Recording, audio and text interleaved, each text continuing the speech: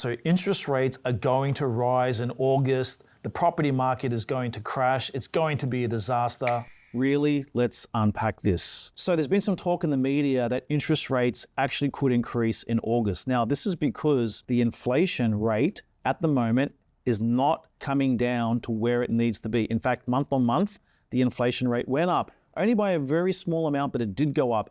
And this actually meant that a lot of journalists and economists out there that wanted to get some attention started saying things like, we're going to see 3, 4, 5 rate increases. Now, let's start to unpack this. Are rates going to increase in August? And if they do increase, what does this ultimately mean for the property market? Should you invest now? Should you not invest? What's going to happen to values? Are prices going to crash? Are prices going to grow? Let's go over it now. I just want to put up this chart where you can see that not all of the major economists and major forecasters are saying that there's going to be an increase. In fact, it's only 7 of 38 major economists here in Australia that are predicting that rates will go up 25 basis points this year.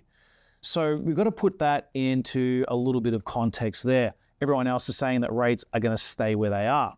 But let's say rates do go up 25 basis points. This would mean that the official rate at the RBA would move from 4.35 to 4.6. If that does happen in August or later on this year, what does this actually mean in the market? Well, just to give you a brief insight, to run some numbers, let's just take a look at this. So imagine you've got a couple right now that earn $90,000 each. Now, on the 1st of July, the stage 3 tax cuts just kicked in. And that means that this couple are actually going to receive more money in their pocket because of this tax reduction. When you look at the stage 3 tax cuts, and I'll put this chart up just for a moment so you can see all the different salaries and what the equivalent tax cut will be. This particular couple are going to receive an additional $322 of cash into their bank accounts every single month because of those tax cuts. Now, let's imagine they were to take out a mortgage, or they had a mortgage of, let's say, $1 million. Now, 25 basis points on $1 million, this is going to increase their mortgage repayment by about $160, right? Depending on their interest rate and what they're on, about $160 every single month.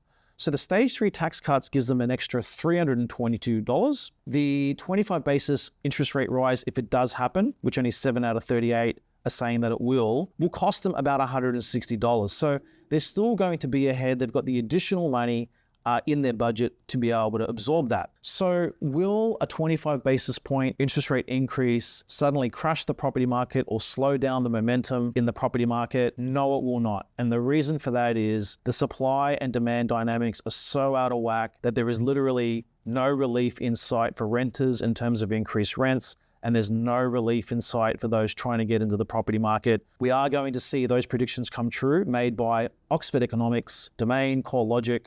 I'll put a chart up here for the Oxford Economics. You can see, for example, they're predicting that Sydney will get to 2 million median house price. Melbourne and Brisbane and Perth are going to exceed $1 million. Domain have very similar numbers.